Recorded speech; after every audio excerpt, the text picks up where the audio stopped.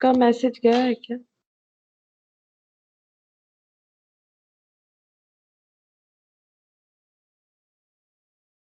Madam. अच्छा, screen share हो गया? हाँ मैडम। अच्छा देखो। अच्छा, लास्ट क्लास में एक टॉपिक मैंने स्टार्ट किया था, ठीक है, प्रॉब्लम नहीं होगा। आज उसका सेकंड क्लास है, sale of goods on approval और रिटर्न बेसिस, ठीक है। तो एक बार हम इसका इंट्रो थोड़ा सा बता देते हैं क्या होता है, देखो। Good evening Vishwajit. Good evening ma'am. देखो, sale of goods on approval और रिटर्न बेसिस में क्या होता है पहले बता देते हैं। ये चैप्टर जो है जर्नल बेस्ड है, यहाँ पर हम लोग को जर्नल एंट्री पास करना है, लेकिन वो तो गया एक मेथड क्या है, लेकिन ये इसका कंसेप्ट क्या है, इस चैप्टर में क्या है, क्या करना क्या है हमें। देखो नाम क्या दिया हुआ है, sale of goods on approval और रिटर्न बेसिस, ठीक है। इसका सबसे अच्छा एग्जांपल है आज के दिन पे जो ऑनलाइन में बिजनेस ट्रांजैक्शन होता है वो।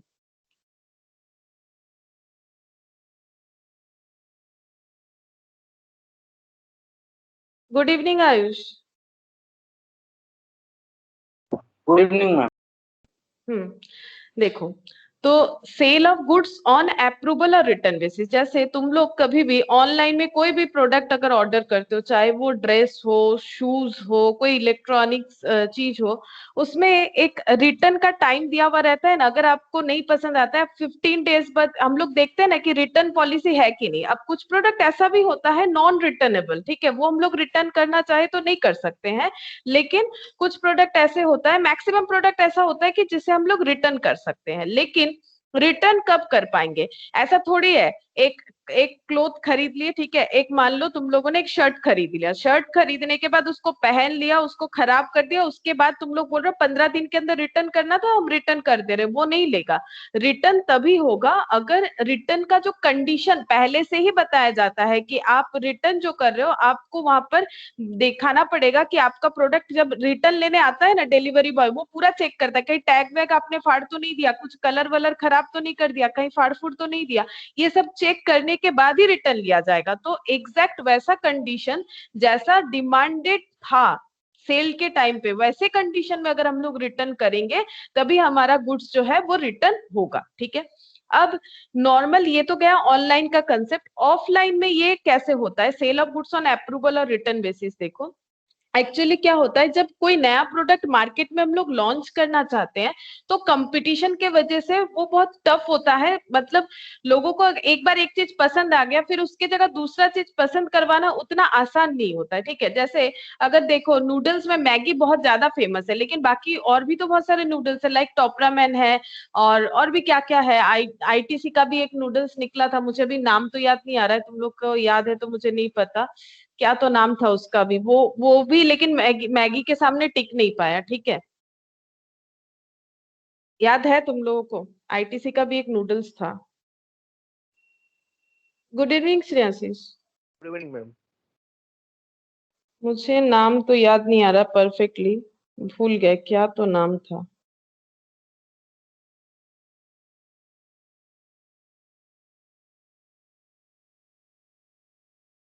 यप्पी, है ना, याद आया मुझे। यप्पी तुम लोगों ने खाया कि नहीं मुझे नहीं पता, यप्पी भी है। लेकिन मैगी जिस तरह से सेल होता है वो उतने तरह से सेल नहीं होता है, उसका सेल उतना ज्यादा नहीं है, ठीक है। तो देखो एक्चुअली क्या हुआ, अपना प्रोडक्ट अगर मार्केट में लाना है तो हमें कुछ ऑफर निकालना चाहिए। जैसे मान लो हम लोग कस्टमर को बोल रहे हैं आप रोज तो यही वाला नूडल्स ले जाते हैं, आप दूसरा नूडल्स लेके जाइए, आपको पेमेंट नहीं करना पड़ेगा, अगर आपको अच्छा लगता है, घर पे सबको पसंद आता है, तभी जाके पेमेंट कीजिएगा, ठीक है। अगर उनको पसंद आता है तो वो पेमेंट कर देंगे, ठीक है, मतलब सेल हो जाएगा। तो हमें कुछ मार्केटिंग एडवर्टाइजमेंट वगैरह करना पड़ता है। तब हम लोग क्या करते हैं, सेल किस तरह से करते हैं, ऑन अप्रूवल और रिटर्न बेसिस पे। मतलब ये प्रोडक्ट लेके जाइए, आप देखिए, अगर आपको पसंद आता है तो रखिए, नहीं पसंद आता है तो रिटर्न करिए, बट रिटर्न का एक टाइम होना चाहिए स्पेसिफिक। ऐसा नहीं है कि हम ले लिए 5 साल बाद रिटर्न करेंगे, ऐसा नहीं होगा। वहां पर हमें जो दुकानदार है वो बता देगा कि 15 दिन या 20 दिन, जैसे ऑनलाइन में रहता है, आपको इतने दिन के अंदर मुझे स्पेसिफाई करके बताना है कि गुड्स आपको चाहिए या नहीं चाहिए, ठीक है। ये था सिस्टम, इसको मतलब इस चैप्टर का ये जीस्ट है। अब यहाँ पर देखो, हम लोगों ने लास्ट क्लास में ये वाला पॉइंट डिस्कस किया था, अभी भी ये हमारा कंप्लीट नहीं हुआ है, कि accounting treatment when business sends goods casually, frequently, numerously. देखो, अगर हम लोग सेल और रिटर्न बेसिस पे गुड्स बेचते हैं कस्टमर को, अगर हम लोग कैजुअली बेचते हैं, ठीक है, कैजुअली मतलब नॉर्मल सेल की तरह, ठीक है, फ्रीक्वेंटली मतलब बार बार, ठीक है, न्यूमरसली मतलब बहुत ज्यादा, ठीक है। तो ये देखो थोड़ा बढ़ते जा रहा है इसका वॉल्यूम। कैजुअली मतलब कभी कभार, फ्रीक्वेंटली, कैजुअली मतलब नॉर्मल सेल की तरह करते हैं, फ्रीक्वेंटली मतलब होता है बहुत बारी हम लोग अप्रूवल बेसिस पे बेचते हैं, न्यूमरसली मतलब बहुत ज्यादा बेचते हैं। तो अगर हम लोग कैजुअली अप्रूवल बेसिस पे कस्टमर को बेचते हैं तो हमारा ट्रीटमेंट क्या होना चाहिए ट्रांजैक्शन का। देखो, transaction is treated as ordinary sale, तो जो नॉर्मल सेल होता है उसी की तरह हमें इसका ट्रीटमेंट करना चाहिए, ठीक है। अब कैसे ट्रीटमेंट होगा एक क्वेश्चन के साथ अभी बताएंगे तो तुम लोग समझ जाओगे, ठीक है। जिन लोगों ने पहला क्लास, जिन लोग का नहीं हुआ है वो लोग भी समझ जाओगे, प्रॉब्लम नहीं होगा। तो तुम लोग मुझे बता सकते हो लास्ट हम लोगों ने कहाँ तक किया था? इलास्ट्रेशन 4 तक किया था, ठीक है, इलास्ट्रेशन 4।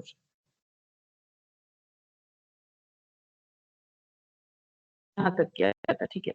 अब देखो इलास्ट्रेशन 5 से हम लोग करते हैं। देखो, clay company send outs, clay company send outs its gas container to dealer on sale or return basis, ठीक है। एक कंपनी है, उसका नाम क्या है?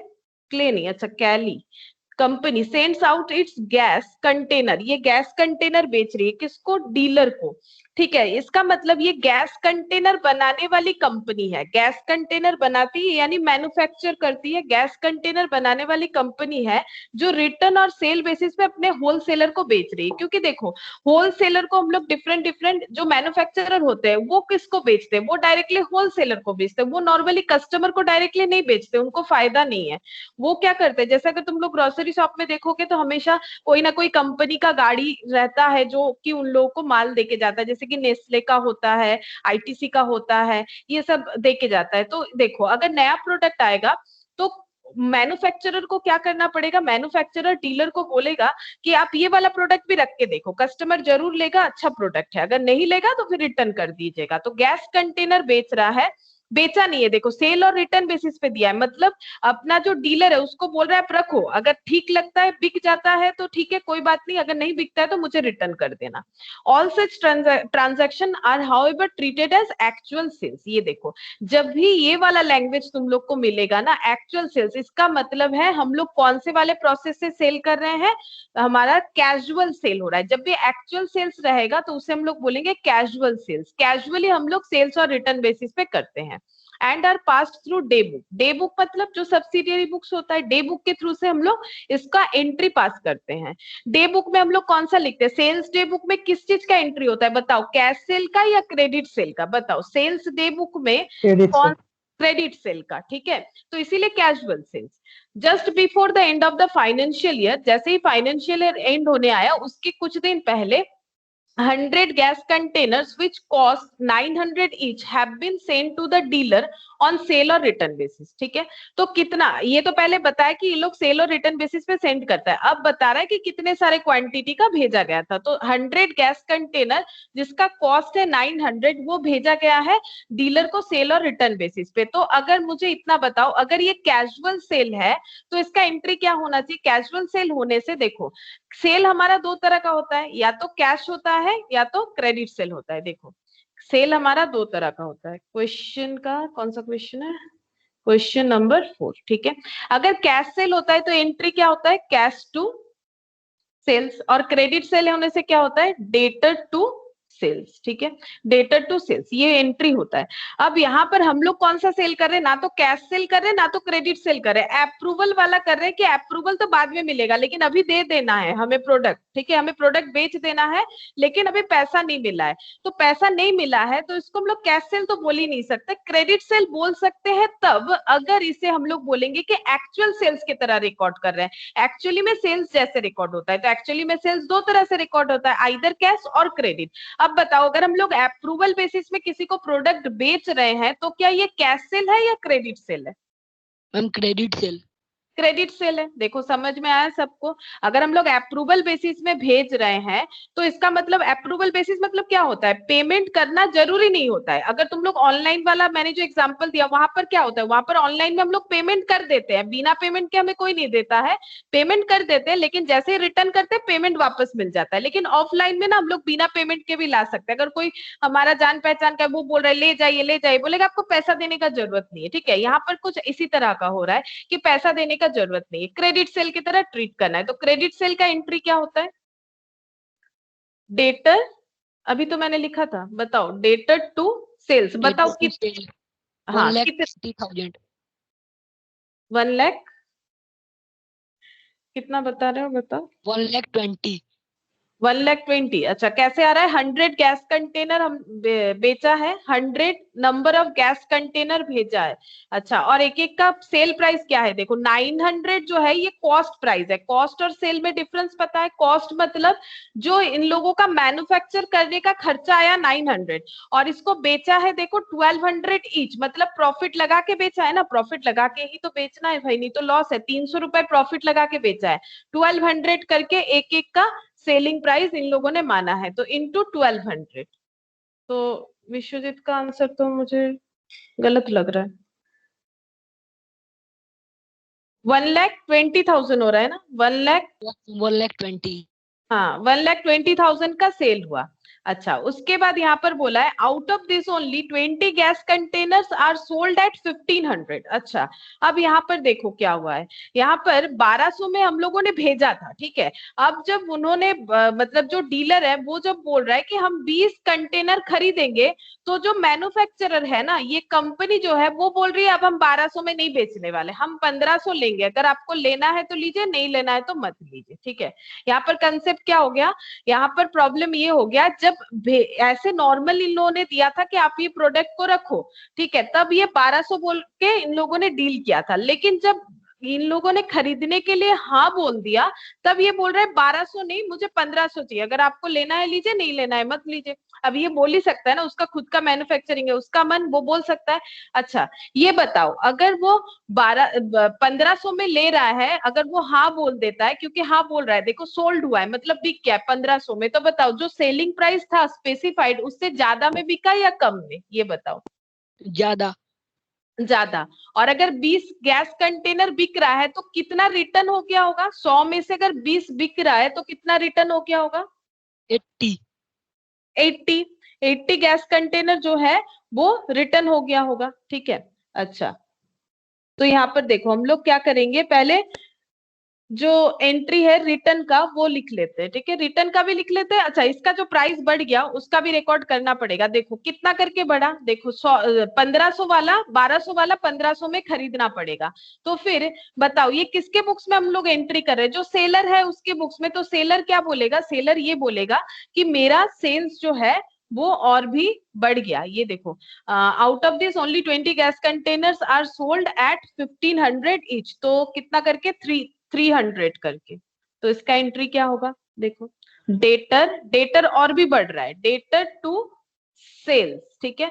तो जो मेरा 1200 में था वो 1500 में हो रहा है, तो 300 करके मुझे और भी मिलेगा। कितने सारे गैस कंटेनर पे मिलेगा? 20 नंबर ऑफ गैस कंटेनर पे मिलेगा, तो कितना हो जाएगा? 6,000। 6,000, ठीक है। ये कौन सा एंट्री था? ये था being goods sold on approval basis, ये इसीलिए एंट्री किया था हम लोगों ने। ये किस लिए किया? Being the adjusted excess amount. Adjustment of excess amount. इस वजह से मेरा 20 गैस कंटेनर का जितना भी डेटर में अमाउंट था वो 300 करके बढ़ जाएगा, ठीक है। अच्छा, अब इसका मतलब बाकी जो है वो रिटर्न हो गया है, बाकी जो है वो रिटर्न हो गया है। अच्छा, तो फिर कितना सेल्स हमें कैंसिल कर देना चाहिए बताओ? सेल्स टू डेटर कितना सेल हमें कैंसिल कर देना चाहिए? 80 80 इंटू कितना करके था वो? 1200। वो तो हम लोगों ने 1200 करके ही रिकॉर्ड किया था ना, तो 1200 करके उसे कैंसिल करेंगे, तो 80 इंटू 1200 कितना होता है? 96,000 90। 96,000 हाँ, 96,000। 96,000 का जो है ये रिटर्न हो गया। अच्छा, अब रिटर्न जब हो जाता है, रिटर्न होने के बाद हम लोग को क्या करना पड़ता है? उसको क्लोजिंग स्टॉक दिखाना पड़ता है। तुम लोग ट्रेडिंग अकाउंट में भी देखे होंगे कि परचेज ओपनिंग स्टॉक रहता है, वो टोटल स्टॉक होता है। उसको या तो बेच दो या तो उसे क्लोजिंग स्टॉक में दिखाओ। तो हम लोग यहाँ पर क्लोजिंग स्टॉक में दिखाएंगे क्योंकि ये नहीं बिका। तो क्लोजिंग स्टॉक में अगर दिखाएंगे तो एंट्री क्या होगा?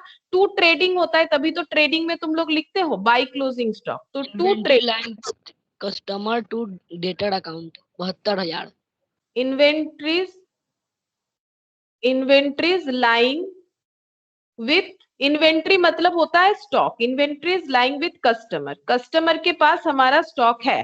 ठीक है, कस्टमर के पास क्यों है? क्योंकि उसने अभी तक रिटर्न नहीं किया ना, उसी के पास है। अच्छा, अब कितना सारा रिटर्न मतलब है उसके पास? 80 गैस जो है कंटेनर है वो उसी के पास है। 72,000 हो जाएगा। 80 गुने 90 नहीं, हाँ, 90 नहीं, 900 900 करके 900 करके कॉस्ट था, तो हमें पता है कि स्टॉक हमेशा कॉस्ट में रिकॉर्ड होना चाहिए। तो कितना हो जाएगा? 72,000। ठीक है, 72,000। तो प्रोसेस क्या हुआ? प्रोसेस ये है कि हम लोग पहले से, अगर एक्चुअल सेल्स है, अगर हमारा कैजुअल सेल्स है तो हम लोग क्रेडिट सेल का एंट्री करेंगे। उसके बाद अगर हमारा सेल जो है वो एक्सेप्ट कम या ज्यादा प्राइस में हो रहा है, उस हिसाब से हम लोग अपना डेटर को इंक्रीज या डिक्रीज करेंगे। और जो सेल नहीं हुआ उसका रिवर्स एंट्री करेंगे, तो वो सेल कैंसिल हो गया। तो देखो, इसका सिंपल सा हिसाब हो गया। हम लोगों ने 1,20,000 का प्रोडक्ट बेच दिया था, उसमें से 96,000 वाला प्रोडक्ट हमारा रिटर्न हो गया। देखो, 1,20,000 में से 96,000 रिटर्न हो गया, तो कितने का बचा? 24,000 वाला बचा। लेकिन 24,000 वाला प्रोडक्ट जो सेलिंग प्राइस था वो कितने में बिका? और भी 6,000, है ना?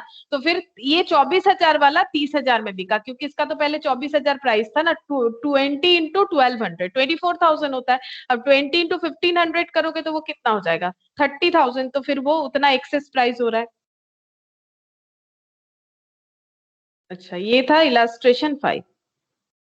अच्छा, इलास्ट्रेशन 6 देखो। इलास्ट्रेशन 6 में क्या बोला है? E Limited send out its accounting machines costing 200 each to their customer on sale or return basis. उन लोगों ने 200 रुपए कॉस्टिंग वाला, ठीक है, कॉस्ट 200 रुपए आया है, वो वाला मशीन भेजा है सेल और रिटर्न बेसिस पे। All such transaction are however treated like actual sales. जैसे ही एक्चुअल सेल्स होगा तो हम लोग को क्रेडिट सेल की तरह ट्रीट करना चाहिए। And are pass through day book, ठीक है। Just before the end of the financial year, on March 24th, 2020, 300 such accounting machines were sent out at an invoice price of 280 each. ठीक है, तो क्या हुआ? फाइनेंशियल ईयर खत्म होने के पहले 24 मार्च को 300 मशीन्स जो है वो भेजा गया है इनवॉइस प्राइस, मतलब प्रॉफिट लगा के। तो 200 का मशीन 280 में भेज दिया हम लोग, मतलब अप्रूवल बेसिस के लिए कि आप ये रखिए, पसंद आता है तो बाद में अप्रूवल भेज दीजिएगा कि मुझे लेना है कि नहीं लेना है। आउट ऑफ विच 300 में से 90 accounting machines are accepted by the customer. 300 में से 90 मशीन्स का अप्रूवल आ गया कि खरीदना है। By customers 250 each. हम लोगों ने दाम रखा था 280, लेकिन कस्टमर बार्गेनिंग कर रहा है। कस्टमर बोल रहा है अगर 250 में देंगे तो हम ले लेंगे, अगर 250 करके आप देंगे तो हम 90 मशीन्स ले लेंगे। And as to the rest no report is forthcoming. और बाकियों के लिए उन्होंने कुछ नहीं कहा। 300 हम लोगों ने भेजा था, 90 के लिए उन्होंने कह दिया कि हाँ हम 90 मशीन्स ले लेंगे, लेकिन एट द रेट ऑफ 250 में लेंगे, 280 में नहीं लेंगे। So the journal entries in the books of the company for the purpose of preparing final accounts for the year ended 31st of March 2020. तो मैं 31st of March 2020 का entry जो है वो डालना है ताकि हम लोग अपना फाइनल अकाउंट्स को कंप्लीट कर पाए। ठीक है, अच्छा, तो 31st of March का सिर्फ एंट्री देने के लिए कहा है। तो देखो क्या होगा एंट्री। क्वेश्चन नंबर 6,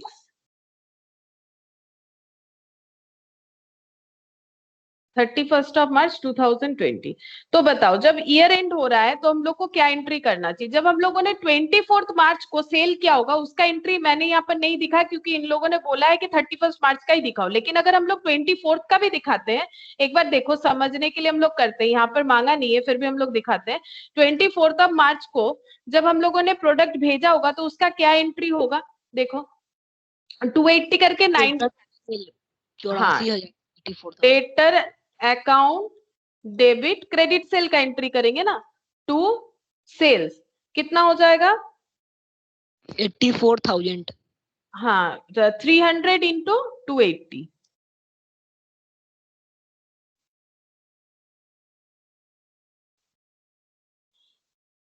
84,000 का हम लोगों ने भेजा था, ठीक है। उसके बाद 31 मार्च को उन लोगों ने बोला कि 90 मशीन हम लोग ले लेंगे 31 मार्च। यहाँ से हमारा एक्चुअल आंसर स्टार्ट हो रहा है, लेकिन बार्गेन कर लिया उन लोगों ने, ठीक है। अगर प्रोडक्ट ले लेंगे बोल रहा है तो क्या उसको फिर से एंट्री करने का जरूरत है? क्योंकि ऑलरेडी 300 मशीन का सेल एंट्री तो हम लोगों ने कर दिया है, क्रेडिट सेल का, कि इतना सारा हमारा सेल हो सकता है 300 number of machine at the rate of 280 करके। लेकिन अगर बार्गेन कर रहा है और उसमें हमारा सेलिंग प्राइस कम हो रहा है तो बताओ क्या एंट्री होना चाहिए? तो फिर क्या हो जाएगा? Sale to debtor 2700। हाँ, sales account debit to debtor होगा, क्योंकि हम लोगों ने क्या किया, बार्गेन में हम लोग मान गए, ठीक है। कितना करके हमारा कम हो गया? 280 था वो 250 हो गया, तो 30 रुपीज करके हमारा सेलिंग प्राइस कम हो जा रहा है। तो डेटर 30 रुपीज से कम होगा, और कितने मशीन पे? 90 मशीन पे। तो 2700 का हमारा सेल बार्गेन की वजह से कम हो गया। अच्छा, अब 31 मार्च को बाकी जो मशीन बचा उसका क्या एंट्री होना चाहिए? 90 मशीन हम लोगों ने ले लिया, तो बचा कितना सारा जिसका अभी भी कुछ पता नहीं है? 300 में से 90, हाँ 210, उसका क्या करना है हम लोग को? क्योंकि ईयर एंड आ गया है और अभी तक हमें नहीं पता कि उन लोगों को लेना है कि नहीं लेना है, तो हम लोग क्या करेंगे, हम लोग इसको क्लोजिंग स्टॉक दिखाएंगे। तो क्लोजिंग स्टॉक दिखाने के लिए पहले क्या करना पड़ेगा? सेल को कैंसिल। क्यों सेल को कैंसिल करेंगे? क्योंकि जब हम लोग ट्रेडिंग अकाउंट बनाए होंगे तब हम लोग बाई सेल्स बोल के रिकॉर्ड कर दिए होंगे 84,000, बट 84,000 टोटल सेल नहीं है, फिर इसका जीपी इधर रिकॉर्ड हो जाएगा तो प्रॉफिट मेरा गलत शो होगा। इसीलिए मुझे क्या करना है, यहाँ पर मुझे पहले सेल उतना कैंसिल कर देना है जितना का अभी तक अप्रूवल नहीं आया है। तो पहले सेल कैंसिल करेंगे, तो सेल का रिवर्स एंट्री डालेंगे, sales to trade, sales to debtor 58,800। हाँ 58,800, 210 यूनिट 280 करके। और उसके बाद इसको कहाँ दिखाएंगे? सेल तो कैंसिल कर दिया, बट प्रोडक्ट तो मेरा खरीदा हुआ है या फिर मैन्युफैक्चर किया हुआ है, मुझे क्लोजिंग स्टॉक दिखाना चाहिए। Inventories line with customer account debit to debtor 42,000। Customer to debtor कितना सारा क्लोजिंग स्टॉक में रहेगा? 210, और प्राइस, हाँ प्राइस 200 हो जाएगा क्योंकि कॉस्ट 200 करके था, तो ये हो जाएगा 42,000, ठीक है। इस तरह से होता है। ये हो गया क्वेश्चन नंबर 6। क्वेश्चन नंबर 7 देखो।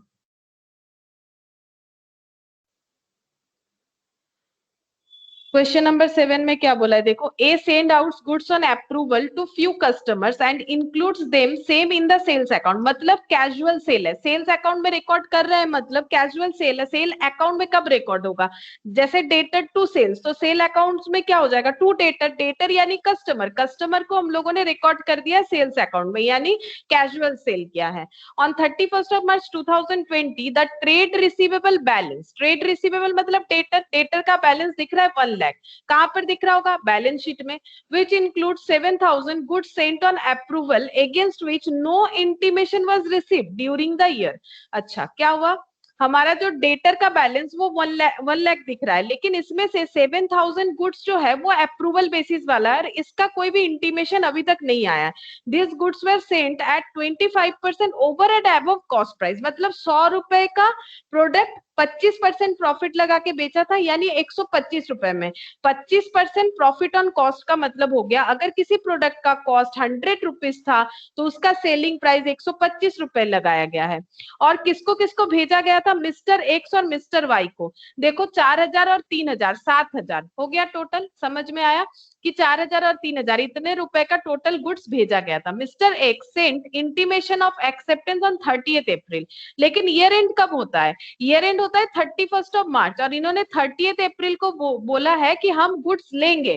तो बताओ अकाउंटिंग ईयर क्लोज होने के पहले पता चला या बाद में? अकाउंटिंग ईयर कब क्लोज हो रहा है, 31st ऑफ मार्च 2020 को। और मिस्टर हाँ, और मिस्टर एक्स हमें बता रहे 30th अप्रैल को। तो बताओ अगर मेरा ईयर एंड हो रहा है और मुझे अभी तक पता नहीं चला कि मैंने जो गुड्स अप्रूवल बेसिस में भेजा था वो बिकेगा भी कि नहीं बिकेगा, तो मुझे क्या करना चाहिए, मुझे सेल को कैंसिल करके उसको क्लोजिंग स्टॉक में दिखाना चाहिए। ठीक है, मैंने सेल रिकॉर्ड कर दिया था जब मिस्टर एक्स को बेचा था, क्योंकि मैंने उसे सेल्स अकाउंट में डाल दिया था। लेकिन अगर उसी हालत में अब अपना ट्रेडिंग पीएल बैलेंस शीट बनाएंगे तो ट्रेडिंग में उसका भी प्रॉफिट आ जाएगा, बट कंफर्मेशन ही तो नहीं है कि बिकेगा भी कि नहीं बिकेगा। तो हम लोग को क्या करना चाहिए, क्योंकि कंफर्मेशन फाइनल अकाउंट्स बनने के बाद मिला, तो फाइनल अकाउंट जब बन रहा था ऑन दैट सिचुएशन हमारे पास कोई कंफर्मेशन नहीं था। तो रूल्स क्या है, अगर कंफर्मेशन नहीं मिलता है और हम लोग कस्टमर से पूछ भी नहीं सकते, शायद अभी तक हमारा जो स्पेसिफाइड टाइम था वो खत्म नहीं हुआ। ठीक है, स्पेसिफाइड टाइम यानी जो टाइम डिक्लेयर्ड था कि आपको इतने दिन के अंदर बताना है, वो शायद खत्म नहीं हुआ था। तो हम लोग मिस्टर एक्स से पूछ भी नहीं सकते हैं कि हम लोग फाइनल अकाउंट्स बना रहे हैं, आप बता दीजिए प्रोडक्ट लेना है नहीं लेना है, नहीं लेना है तो हम लोग उसको रिटर्न कर लेंगे आपके पास से। तो मिस्टर एक्स ने बाद में बताया, तो हम लोग को क्या करना पड़ेगा, सबसे पहले अगर हमें फाइनल अकाउंट्स बनाना है, क्योंकि बोला है कि फाइनल अकाउंट्स बन जाए उसी लिए हमें एंट्री पास करना है, तो हमें मिस्टर एक्स का सेल को कैंसिल करना पड़ेगा। तो हम लोग कैसे एंट्री करेंगे बताओ, मिस्टर एक्स का सेल कैंसिल करेंगे 31st ऑफ मार्च 2020 में। बताओ सेल कैंसिल का एंट्री क्या होगा, सेल करने debit to X account to Y account, sales account debit to mister X. तो मिस्टर एक्स का कितना है, मिस्टर एक्स का है 4000, और टू मिस्टर वाई इनका है 3000। तो टोटल कितना हो जाएगा, 7000 का हम लोगों ने सेल कैंसिल किया। क्योंकि इनका भी देखो, मिस्टर वाई ने भी अपना गुड्स रिटर्न 10 अप्रैल को किया था, मतलब फाइनल अकाउंट्स बनने के बाद, फाइनल अकाउंट्स 31 मार्च को बनेगा, तब तक हमें पता ही नहीं है कि मिस्टर एक्स और वाई इनमें से कौन क्या डिसीजन लेने वाला है। बाद में पता चला 30 अप्रैल को मिस्टर एक्स को खरीदना है और मिस्टर वाई ने रिटर्न कर दिया। लेकिन मेरा फाइनल अकाउंट जब बन रहा है, मुझे तो मेरा जो मतलब जो भी मेरा स्टेप्स है वो मुझे फॉलो करना पड़ेगा। तो मुझे क्या करना है, मेरे सेल जो है वो मुझे कैंसिल कर देना है, क्योंकि वो वहां पर सेल बोल के रिकॉर्ड है। ठीक है, तो ये बैड डेप्ट तो है नहीं कि हम बैड डेप्ट लिखेंगे, इसका कंफर्मेशन नहीं है। तो पहले सेल को कैंसिल करके इसी प्रोडक्ट को क्लोजिंग स्टॉक बना देंगे। तो इसी प्रोडक्ट को क्लोजिंग स्टॉक बनाएंगे तो ट्रेडिंग बैलेंस हो जाएगा। तो क्लोजिंग स्टॉक फिर से वही लिखेंगे, inventories lying with customer to 5600 to trading account. अब कॉस्ट कैसे निकालोगे, देखो इनका डिसीजन क्या था, इनका डिसीजन ये था कि कैसे सेल करना है, कि गुड्स को 25% over and above cost price में लेना है। तो कॉस्ट अगर 100 हो रहा है तो प्रॉफिट कितना हो रहा है 25। तो बताओ सेल प्राइस कितना होगा, अगर 125, अगर कॉस्ट 100 रुपीज है, प्रॉफिट 25 रुपीज है, तो सेलिंग प्राइस कितना होता है, सेलिंग प्राइस मतलब कॉस्ट प्लस प्रॉफिट, तो कितना हो जाएगा 125। ठीक है, अब ये 7000 क्या है, मेरा सेल प्राइस है, तो मुझे क्या चाहिए, कॉस्ट प्राइस चाहिए। तो यहाँ पर क्वेश्चन मार्क लगाएंगे और यूनिटरी मेथड करेंगे। ठीक है, तो 125 रुपए का अगर सेल प्राइस है तो कॉस्ट प्राइस 100, 1 का कितना हो जाएगा 100 बाई 125। तो 7000 का कॉस्ट प्राइस कितना हो जाएगा 100 डिवाइडेड बाई 125 इंटू 7000। तो कितना हो रहा है देख लो 5600। 5600 ये हम लोगों ने रिकॉर्ड कर लिया कि सेल कैंसिल कर देते और इसे क्लोजिंग स्टॉक दिखा देते ताकि ट्रेडिंग हमारा बैलेंस रहे। अच्छा, उसके बाद क्या बोला है, make the adjustment entries and show how this item will appear in balance sheet as on 31st of March 2020, also show the entries to be made during April 2020। अच्छा, अप्रैल का भी हमें एंट्रीज करने के लिए कहा गया है। अच्छा, तो अप्रैल में एंट्री करते हैं, पहला एंट्री 30 अप्रैल को, 30 अप्रैल को एंट्री करेंगे। बताओ 30 अप्रैल को क्या एंट्री करना पड़ेगा? 30 अप्रैल को हम लोग को पता चला कि मिस्टर एक्स जो है वो अपना प्रोडक्ट खरीदना चाहते, तो हाँ हम लोगों ने क्या किया था, हम लोगों ने उनका सेल को कैंसिल कर दिया था। मिस्टर एक्स को हम लोगों ने अपने बुक से हटा दिया था, कैंसिल कर दिया था। अगर वो खरीदेंगे तो हमें क्या एंट्री करना पड़ेगा? मिस्टर एक्स को फिर से डेबिट करेंगे, mister X account debit to क्या हो जाता है, debtor to sales, to sales कितना हो जाएगा 4000। ये 30 अप्रैल का एंट्री हो गया। अच्छा, और ये 10 अप्रैल का एंट्री ये भी तो करना चाहिए था। यहाँ पर बोला है मिस्टर वाई ने अपना गुड्स रिटर्न किया है, बताओ इसका एंट्री करना पड़ेगा क्योंकि गुड्स रिटर्न करने से मुझे कैंसिलेशन एंट्री देना पड़ता है। हाँ, क्योंकि यहाँ पर ऑलरेडी जब मैंने यहाँ पर रिकॉर्ड किया ना, तो ऑलरेडी देखो मिस्टर वाई का कैंसिलेशन एंट्री खुद ब खुद यहाँ बन गया है, सेल्स टू मिस्टर वाई, तो कैंसिलेशन एंट्री ऑलरेडी डन। इसीलिए 10 अप्रैल वाला एंट्री करने का जरूरत नहीं है क्योंकि कैंसिलेशन एंट्री ऑलरेडी यहाँ पर हो गया। जब हम लोगों ने अपना जो सेल है उसको कैंसिल किया तो रिटर्न वाला एंट्री हो गया, तो मिस्टर वाई ने जो रिटर्न किया उस वजह से हम लोग को अलग से और कोई एंट्री करने का जरूरत नहीं है। और हमें बैलेंस शीट दिखाने बोला है 31 मार्च 2020 का, तो हम लोग बैलेंस शीट बना लेते हैं।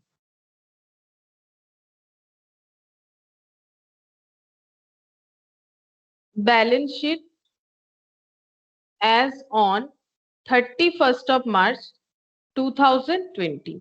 अच्छा, बैलेंस शीट एक्सट्रैक्ट होगा। एक्सट्रैक्ट का मतलब पता है, मतलब बैलेंस शीट का कुछ एक दो आइटम हम लोग लिख रहे हैं, हमें सारा आइटम्स नहीं पता है। तो एसेट साइड का ही बेसिकली हम लोग को पता है क्योंकि स्टॉक वगैरह एसेट का ही आइटम होता है। तो बताओ एसेट साइड में क्या क्या होगा? एक तो डेटर होगा। अच्छा, डेटर कितना है देख लेते हैं।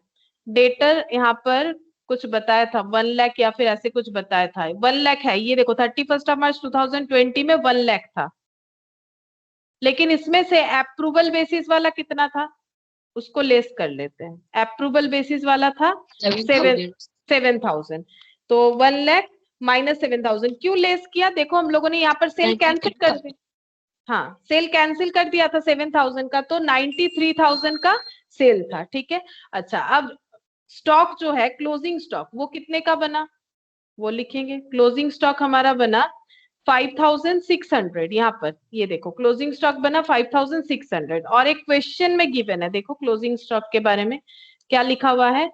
यहाँ पर नीचे देखो value of closing inventory as on 31 March 2020 was 60,000। इसके अलावा भी इन लोग के पास क्लोजिंग स्टॉक है। ये कौन सा क्लोजिंग स्टॉक है? ये है लाइंग विद कस्टमर, ये कस्टमर के पास पड़ा हुआ क्लोजिंग स्टॉक है। लेकिन हमारे गोडाउन में भी तो पड़ा हुआ क्लोजिंग स्टॉक होगा जो हम लोगों ने अप्रूवल बेसिस में नहीं बेचा था, तो वो है 60,000। ये है कस्टमर के पास, ये कस्टमर वाला क्लोजिंग स्टॉक है। ये जो हमारे गोडाउन में पड़ा हुआ है वो क्लोजिंग स्टॉक है। तो इसका टोटल चाहो तो कर सकते हो क्योंकि एक्सट्रैक्ट है, बिना टोटल किए भी चलेगा। तो 93,000 प्लस 5,600 प्लस 60,000, तो 1,58,600 हो गया। अच्छा, ये था हमारा कैजुअल सेल वाला। ठीक है। अच्छा, अब अगर हम लोग फ्रीक्वेंटली, देखो ये नया टॉपिक स्टार्ट कर रहे हैं, जिन लोगों ने पहला क्लास नहीं देखा तो उन लोग को अगर ये प्रॉब्लम होता है तो हम पहला क्लास शेयर करने से तुम लोग समझ जाओगे क्यों हम लोगों ने ऐसा किया। अच्छा, वैसे मैंने कोशिश तो किया है कि तुम लोग रिलेट कर पाओ। नेक्स्ट देखो यहाँ पर कौन सा पॉइंट आ जाएगा, when the business send goods frequently on sale or return basis. मतलब हमारे बिजनेस में ज्यादा से ज्यादा सेल उसी तरह से होता है कि अप्रूवल बेसिस पे ले जाइए, अगर पसंद आता है तभी पैसा दीजिएगा, तभी अप्रूवल दीजिएगा, नहीं तो देने का जरूरत नहीं है। तो इस केस में हमें क्या करना चाहिए? देखो, when a business sends goods on sale or return basis frequently and immediate sale does not take place. अगर ऐसा होता है तो हम लोग इसको सेल बोल के रिकॉर्ड नहीं करेंगे। अभी देखो, अभी इसके आगे हम लोगों ने जो पॉइंट किया वहां पर हम लोग ये दिखा रहे कि हम लोग अप्रूवल बेसिस सेल को भी सेल बोल के रिकॉर्ड कर रहे हैं। कौन सा सेल? क्रेडिट सेल, क्योंकि पैसा तो नहीं मिल रहा है कि कैश सेल बोले, तो एक्चुअल सेल की तरह ही रिकॉर्ड कर रहे हैं। लेकिन अगर बार बार हम लोग इसी पैटर्न का सेल करते हैं तो हम लोग इसको सेल बोल के रिकॉर्ड नहीं करेंगे। सिर्फ जब कस्टमर हमें अपना इंटेंशन बताएगा कि हाँ मुझे गुड्स परचेस करना है तभी हमें कुछ एक्शंस लेना है। ठीक है, ये देखो, only when the customer signifies his intention to purchase the goods or take some action whereby it is indicated that he has decided to purchase the goods, the property in the goods passes to the buyer. इसका simple मतलब ये है कि customer अगर मुझे बताएगा कि हाँ मुझे प्रोडक्ट पसंद है, खरीदना है, तभी हम उसे सेल बोल के रिकॉर्ड करेंगे. अदरवाइज अप्रूवल बेसिस वाले सेल को इस केस में हम लोग सेल बोल के रिकॉर्ड नहीं करेंगे. कौन से केस में? जहां पर फ्रीक्वेंटली सेल हमारा अप्रूवल बेसिस पे होगा. ठीक है. So long as the property does not pass to the buyer, मतलब प्रॉपर्टी ट्रांसफर होने का मतलब है जैसे ही सेल हो जाता है ना तो ओनरशिप ट्रांसफर हो जाता है. जैसे एक मान लो एक पेन खरीद रहे हो, ठीक है, पेन खरीद लिए और पेन खरीद के दुकान से चल रहे हो, ठीक है. अब मान लो पेन तुम्हारे पास से गिर के टूट गया, फॉर एग्जाम्पल अगर टूट गया तो उसका लॉस तुम्हें ही भरना है क्योंकि तुम उसके ओनर बन चुके हो, क्योंकि तुमने उसे पैसा देके खरीद लिया है.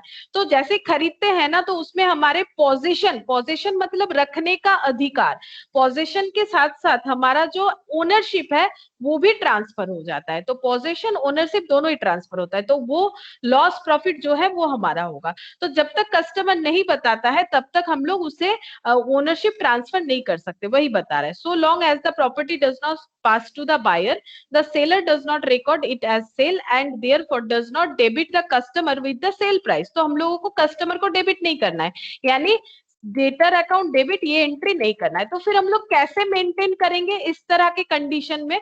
तो इस तरह के कंडीशन में हम लोग कॉलमनर फॉर्म फॉलो करते हैं जहां पर 4 मेन कॉलम होता है. एक देखो गुड्स सेंट ऑन अप्रूवल, एक गुड्स रिटर्न, एक गुड्स अप्रूव्ड और एक बैलेंस. ठीक है. गुड्स सेंट ऑन अप्रूवल देखो लॉजिकल है पूरा कॉलम. हम लोग कितना गुड्स भेज रहा है अप्रूवल बेसिस में उसका हमें हिसाब रखना चाहिए और इसका भी हिसाब रखना चाहिए कितना गुड्स रिटर्न हो रहा है और कितना सेल हो जा रहा है, दैट इज अप्रूव्ड. और बैलेंस कितना बच रहा है वो हमें देखना चाहिए. और देखो सब में क्या क्या चाहिए, सब कॉलम में डेट, कौन से दिन हम लोगों ने भेजा था, कौन सा आइटम, फोलियो नंबर अगर कुछ है और अमाउंट कितने का आइटम. ठीक है. ये हमें रिकॉर्ड करना चाहिए. तो ये हमारा सेकेंड प्रोसेस हो रहा है. तो इसमें हमें कोई एंट्री नहीं करना है, सिर्फ एक मतलब स्टेटमेंट रेडी करना है और उसको लिखना है. और नीचे यहाँ पर जो इतना डिटेल्स दे रखा है ना, यहाँ कुछ नहीं, उस कॉलम को भरने का प्रोसेस बोल रखा है. अब हम लोग इस कॉलम को कैसे फिलअप करना है उसके लिए क्वेश्चन ले लेते हैं. देखो जो कि तुम लोग के एक्सरसाइज में है, वहां से हम लोग ये क्वेश्चन करेंगे तो समझ जाएंगे. देखो यहाँ पर ये वाला क्वेश्चन देखो कैसे समझेंगे हम लोग, कौन सा क्वेश्चन दिया हुआ ये देखो. एक supplied goods on sale or return basis to the customer the particular of which are as under. ये देखो ये दिया हुआ है कि 10 तारीख को गुड्स बेचा गया है किसको, मेसर्स एबीसी को, कितने का, 10,000 का. No information till 31 of December 2019. फिर ये देखो ये सब डेटा दिया हुआ है, इसको रीड करेंगे, देखते हैं लास्ट में क्या बोला है, कहीं ये मेथड है कि नहीं देख लेते हैं एक बार. Goods are to be return within 15 days of the dispatch from the dispatch. अच्छा जिस दिन हम लोग गुड्स को भेज रहे हैं, डिस्पैच कर रहा है कौन, एक्स, मिस्टर एक्स जब डिस्पैच कर रहा है उसके बाद 15 दिन के अंदर बताना है हर एक कस्टमर को उनको लेना है कि नहीं लेना है.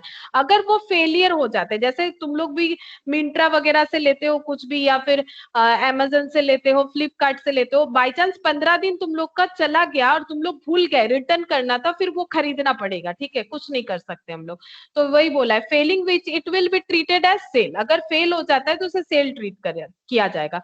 The books of access are closed on 31 of December. 31 of December books close किया जाता है.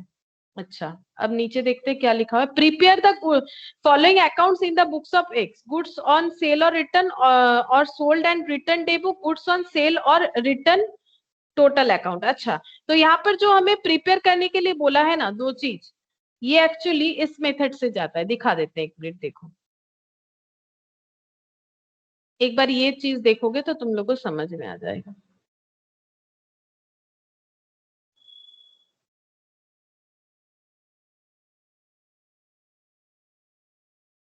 ये देखो अगर कैजुअली सेल होगा तो हमें ट्रांजैक्शन को ट्रीट करना है एज ऑर्डिनरी सेल. अगर फ्रीक्वेंटली सेल होगा तो sales or return journal is prepared with 4 main column. ये देखो ये 4 कॉलम से बनेगा. और अगर न्यूमरसली होता है तो हमें क्या करना है, sales or return day book prepare करना है और sales or return laser prepare करना है। तो एक बार देखो, ये जो क्वेश्चन मैंने अभी तुम लोग को दिखाया उसमें क्या प्रिपेयर करने बोला है। देखो, एक तो कॉलम वाला मैंने पढ़ के तुम लोग को बताया, अगर फ्रीक्वेंटली होगा तो उसका रूल्स क्या है, लेकिन अगर न्यूमरसली मतलब बहुत ज्यादा होगा तो हम लोग दो बुक्स बना सकते हैं, cell or return day book, एक ये बनेगा और एक सेल्स और रिटर्न लेजर, और इन दोनों को मिला के बोला जाता है मेमोरेंडम बुक। ठीक है, इन दोनों को मिला के बोला जाता है मेमोरेंडम बुक। अब हम लोग क्वेश्चन में जाते हैं, हमें क्या प्रिपेयर करने बोला है। देखो क्वेश्चन में हमें क्या प्रिपेयर करने बोला था।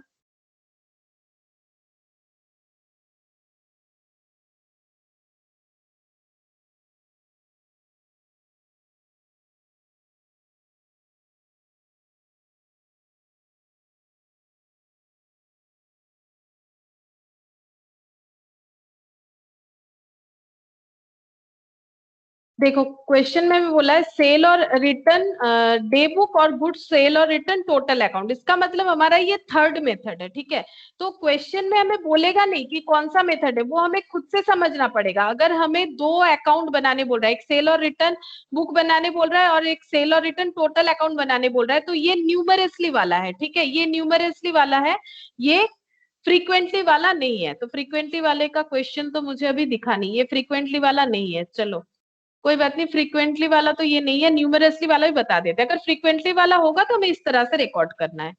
देखते हैं आगे क्वेश्चन मिलेगा तो उसको भी देखेंगे। और न्यूमरसली अगर होगा, ये देखो, अगर न्यूमरसली होगा तो वहां पर हमें कैसे पता चलेगा कि क्वेश्चन कैसे, कौन सा मेथड फॉलो करने बोल रहा है। तो हम लोग वहां पर दिखेगा कि दो चीज प्रिपेयर करने बोल रहा है, sale or return day book और सेल और रिटर्न लेजर। ठीक है, और इन दोनों को मिला के क्या बोला जाता है, मेमोरेंडम बुक्स। इन दोनों को मिला के बोला जाता है मेमोरेंडम बुक्स, वही चीज यहाँ पर लिखा हुआ है।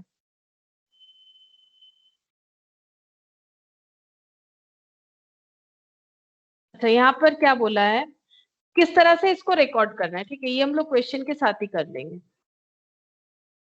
अच्छा चलो, हम लोग ये नीचे का क्वेश्चन जो है उसे ही डिस्कस करते हैं, बाकी तो और कुछ है नहीं। वहां पर हम लोगों ने इस चैप्टर को कंप्लीट कर लिया। ठीक है, अब तुम लोग बताओ कि यहाँ पर जो टेस्ट योर नॉलेज है इसको हम लोग चेक करते हैं। देखो तुम लोग बता पाते हो कि नहीं वो देखते हैं।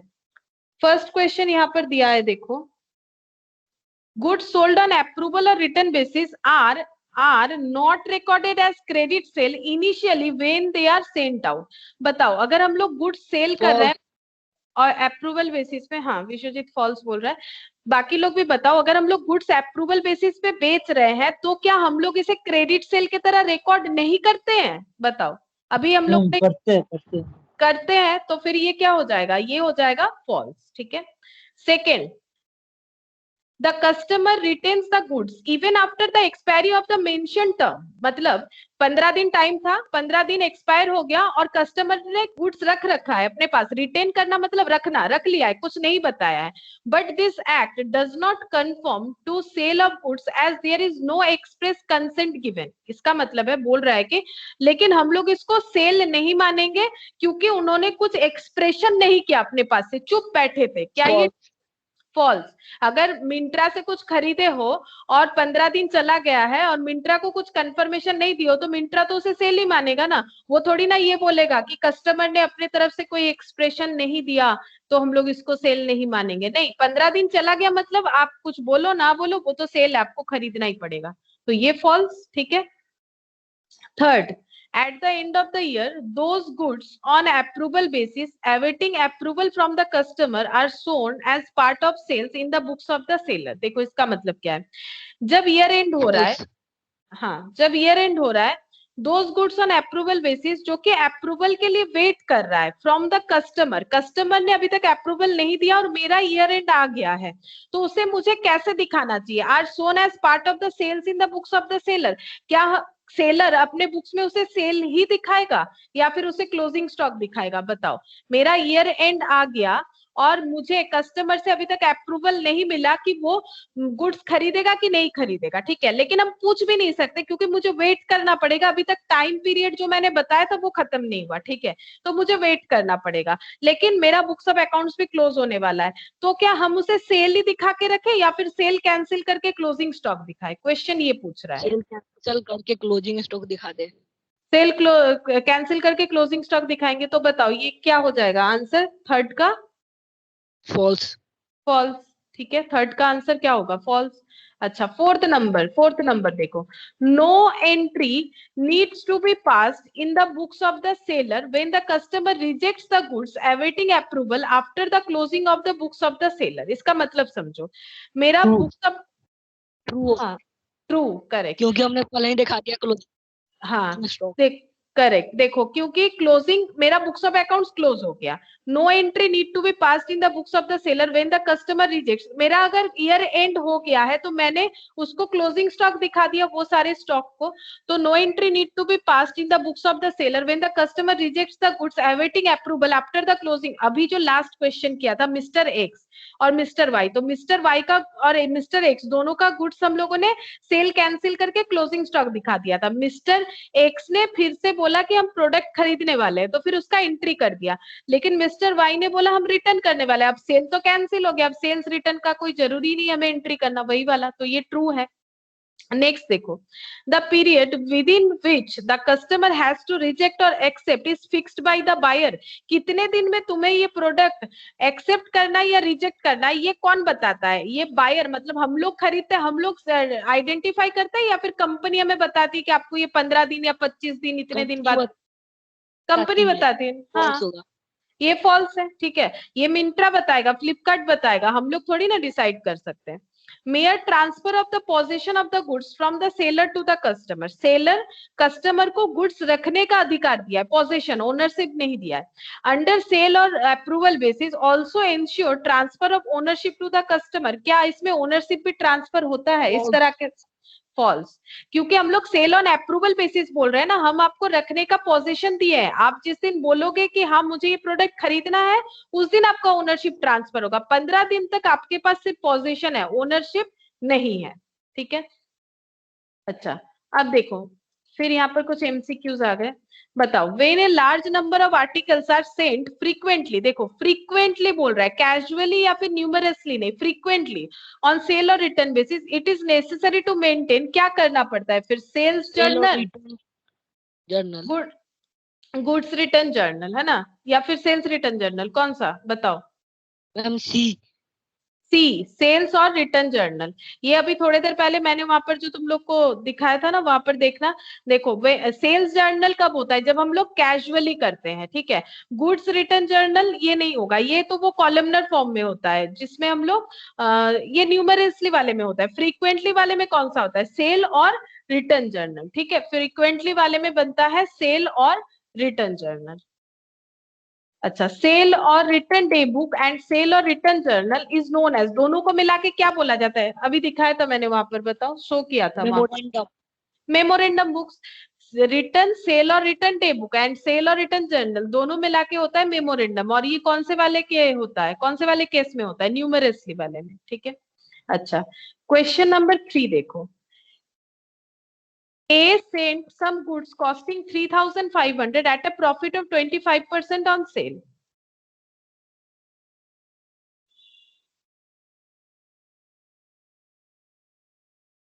देखो क्या बोल रहा है, ए ने गुड्स भेजा है, कितने का? कॉस्ट कितना है? जो गुड्स भेजा है उसका कॉस्ट है 3,500। कितना प्रॉफिट लगा के बेचा है? 25%। तो बता सकते हो इसका सेलिंग प्राइस कितना होगा? 25% ऑन सेल बोला है, लेकिन कॉस्ट नहीं बोला है। बता सकते हो इसका सेलिंग प्राइस कितना होगा? मैम 8,000। 8,000। अच्छा, देखते हैं, देखो 8,000 होता है कि नहीं। देखो 25% ऑन सेल बोला है, तो कॉस्ट, प्रॉफिट और सेल, तो 25% प्रॉफिट है सेल के ऊपर, तो सेल अगर 100 रुपए है, क्योंकि 25% मतलब 25/100, 25/100, तो यहाँ पर 25 प्रॉफिट हो गया। तो कॉस्ट कितना होगा? अगर सेल प्राइस 100 है, 25 रुपए प्रॉफिट है, तो कॉस्ट कितना है? कौन बताएगा, बोलो। अगर 100 रुपए में हम लोगों ने बेच दिया, 25 प्रॉफिट कमाया, तो कॉस्ट कितना है? 75। कॉस्ट 75 है। सेलिंग प्राइस मतलब क्या होता है? कॉस्ट प्लस प्रॉफिट तो होता है। अगर मान लो मैंने 100 रुपए का प्रोडक्ट लाया और उसे 10 रुपए प्रॉफिट। 4667 4667, देखते हैं 4667 आए। हाँ, मैम 3500 माइनस 800 भी तो कर सकते हैं। 3500 माइनस 800। अच्छा, पीछे 800 बोल रखा है क्या? अच्छा अच्छा, देखते हैं। 25% on sale to be or on sale or return basis be return goods, ये तो 800 रुपए का रिटर्न किया है, वैसे थोड़ी कर सकते हैं। देखो, ए ने गुड्स भेजा है टोटल 3500 कॉस्ट का, तो अगर 3500 मेरा कॉस्ट है तो सेलिंग प्राइस कितना होगा? अगर 75 रुपए कॉस्ट होता है जब सेलिंग प्राइस 100 होता है, तो एक में कितना होगा? यूनिटरी मेथड लगाओ, 100/75, और 3500 में कितना होगा? 100 डिवाइडेड बाय 75 इंटू 3500। हाँ, 4666, ठीक बोल रहे थे, 4666 सेलिंग प्राइस इतना होगा, करेक्ट। अब देखो यहाँ पर बोल रहा है कि 800 का गुड्स जो है वो रिटर्न हो गया। At the end of the accounting period 31st of December 2020 the remaining goods neither return nor were approved by him. ठीक है, तो 3500 में 800 का गुड्स जो है वो रिटर्न हो गया, लेकिन बाकी के बारे में कोई भी अप्रूवल नहीं आया। The inventory on approval will be shown in the balance sheet. अच्छा, इतना कुछ का हमें जरूरत ही नहीं था, 3500 में 800 रिटर्न हो गया, तो बचा कितना? 3500 में अगर 800 रिटर्न हो गया, दोनों कॉस्ट 2700, तो फिर क्लोजिंग स्टॉक में कितना दिखाना पड़ेगा? 2700। ये रहा। वैसे किए थे। हाँ, वैसे वो तो, हाँ, वो माइनस करके इसीलिए आ रहा है क्योंकि हमारा क्वेश्चन उस तरह का है, लेकिन अगर सेलिंग प्राइस निकालना हो तो 4666 इतना ही आएगा, तो 2700। अच्छा, ये उतना टफ नहीं था, मैंने क्वेश्चन आगे नहीं पढ़ा, पढ़ लेना चाहिए था मुझे। 3500 में 800 का स्टॉक रिटर्न हो गया, तो बाकी क्लोजिंग स्टॉक कितना है? 2700। अच्छा, नेक्स्ट देखो, ए merchant send out goods casually. Casually मतलब हमें क्या करना है? कैजुअली मतलब हमें नॉर्मल सेल ट्रीट करना है। To is dealer on approval basis, all such transaction are however recorded as actual sales and are passed through the sales daybook. On 31st of December 2020 it was found that 100 articles at a sale price of 200 each sent on approval basis। 100 article बेचा गया है, selling price है 200 करके। अच्छा, were recorded as actual sales at that price, the sale price was made at cost plus 25%। अच्छा, cost plus 25% मतलब 100 रुपए plus 25, 125 selling price होगा अगर कॉस्ट किसी का 100 है। The amount of inventories on approval will amounting कितना? अच्छा, इन्वेंट्रीज का वैल्यू कितना होगा? मतलब क्लोजिंग स्टॉक पूछ रहा है, तो 15,000। अच्छा, 200 रुपए अगर सेलिंग प्राइस है तो फिर कॉस्ट कितना होगा? तो 200 इक्विवेलेंट टू 125 हो जाएगा, तो 100 कितना हो जाएगा? 200 डिवाइडेड बाय 125 इंटू 100, तो कितना हो जाएगा? 200 करके है तो ये 160 करके होगा, तो 16,000 हो जाएगा, है ना? फोर्थ का ए होना चाहिए। देखो समझा देते हैं, यहाँ पर ये देखो, यहाँ पर लिख के दिखाते हैं। हमें पूछा है कि क्लोजिंग स्टॉक कितना होगा, तो क्लोजिंग स्टॉक कैसे कैलकुलेट करेंगे? ये देखो, सेलिंग प्राइस है कॉस्ट प्लस 25%, तो कॉस्ट अगर 100 है और 25% प्रॉफिट लगाने के बाद 125 सेलिंग प्राइस हो जाएगा, और एक एक प्रोडक्ट का सेलिंग प्राइस 200 करके माना गया है, तो 200 is equivalent to 125, then 100 equivalent to, क्योंकि 100 मेरा कॉस्ट है, तो 125 divided by 200 into 100, 125 divided by 200 into 100, sorry 125 divided by 200 into 100, ये 62.5 कैसे आ गया? एक मिनट, गलत लिख दिया क्या मैंने? 125। हाँ, हम किया मैम 20,000 का 25% 5,000, और फिर 20,000 में से 5,000 माइनस कर दिए 15,000। हाँ, वैसे भी हो जाएगा, ऐसे भी होगा। 200 रुपए करके है ना, तो 125 इज इक्विवेलेंट टू 200, और मुझे 100 निकालना है, तो 200 डिवाइडेड बाय 125 इंटू 100, हाँ 160 आएगा। 200 डिवाइडेड बाय 125 इंटू 100, तो 160 करके आ रहा है कॉस्ट प्राइस। तो अगर 160 कॉस्ट प्राइस है तो फिर सेलिंग प्राइस कितना होगा? सॉरी, क्लोजिंग स्टॉक कितना होगा? 160 इंटू 100 आर्टिकल था, तो एक एक आर्टिकल अगर 160 करके है तो 16,000 आ जाएगा। ठीक है, इसका और एक सिंपल वे भी होता है, ये देखो, ये सबसे बेस्ट होता है। अगर 25% कॉस्ट बता रहा है ना, कॉस्ट प्लस, ये देखो इस तरह से करोगे, अगर ये समझ जाते हो तो बेटर होगा। कॉस्ट प्लस 25% प्रॉफिट है, तो प्रॉफिट 25% और कॉस्ट है 100 रुपए, तो इसको अगर सिंप्लीफाई करोगे ना तो 1/4 आएगा। मतलब 1 रुपया प्रॉफिट अगर मेरा कॉस्ट प्राइस है ₹4, ठीक है। ₹1 प्रॉफिट, अगर मेरा कॉस्ट प्राइस है ₹4 तो ₹1 ही प्रॉफिट रहेगा, तो मेरा सेलिंग प्राइस कितना होगा? देखो ये बहुत इंटरेस्टिंग होता है, ऐसे करोगे तो बहुत जल्दी कर पाओगे। देखो ₹1 प्रॉफिट है, मेरा कॉस्ट जब ₹4 है, तो मेरा सेलिंग प्राइस कितना होगा? अगर मेरा कॉस्ट ₹4 है, प्रॉफिट ₹1 है, तो सेलिंग प्राइस कितना होगा? अगर मेरा कॉस्ट ₹4 है और मेरा प्रॉफिट अगर ₹1 है, तो मेरा सेलिंग प्राइस कितना? सेलिंग प्राइस कम हो जाएगा ₹5। सेलिंग प्राइस कितना होगा? ₹5। तो इसको हम लोग 1/5 लिख सकते हैं। तो सेल के ऊपर कितना प्रॉफिट है? 1/5। तो 200 का 1/5 करो, कितना होता है? 40। तो इतना प्रॉफिट हो गया, तो 200 में से 40 हटा दो, 160। तो 160 करके 100 आर्टिकल का कर लो। तो जब भी ये परसेंटेज रहता है ना, उसे ऐसे करके हमें आइडेंटिफाई करना चाहिए।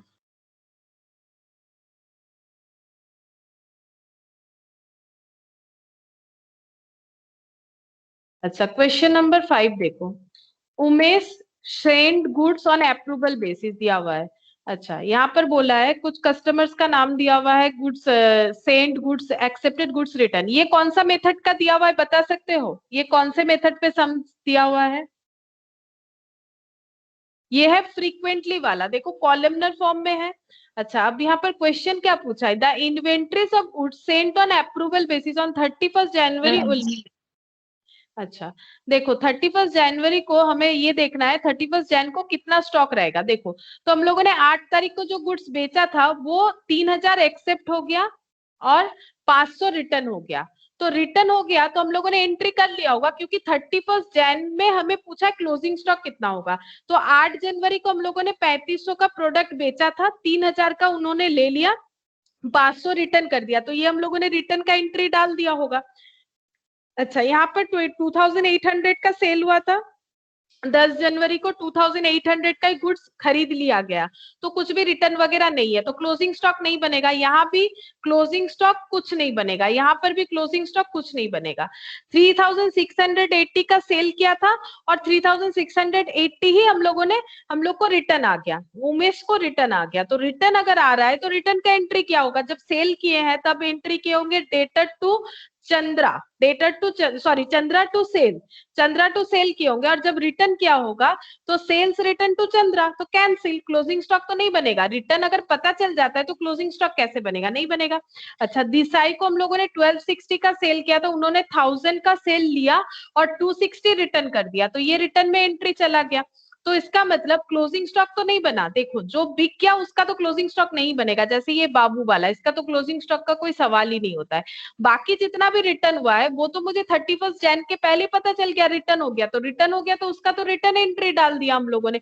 रिटर्न एंट्री डालने से ट्रेडिंग अकाउंट में तुम लोग क्या करते हो? सेल से लेस करते हो ना, रिटर्न बोल के, सेल से रिटर्न इनवर्ड बोल के लेस करते हो, तो वो तो क्लोजिंग स्टॉक नहीं बनता है, वो हम लोग सेल से ही रिड्यूस करके दिखा देते हैं। तो वैसे ही सेल हमारा कैंसिल होते जाएगा फॉर रिटर्न, तो क्लोजिंग स्टॉक तो कुछ नहीं बनेगा, ये सब का कोई भी क्लोजिंग स्टॉक नहीं बनेगा। तो आंसर क्या हो जाएगा? ऑप्शन बी, दैट इज नील, कोई भी क्लोजिंग स्टॉक नहीं बन रहा है।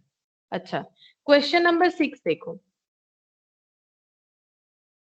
A company send its card to the dealer on sale or return basis. All such transactions are however treated like actual sales and are passed through sales day book. मतलब credit sale की तरह सोचो। Just before the end of the financial year, 2 cars had cost 55,000 each have been sent on sale or return basis and have been debited to customer at 75,000 each. 55,000 का car हम लोगों ने 75,000 करके customer को return basis पे बेचा है।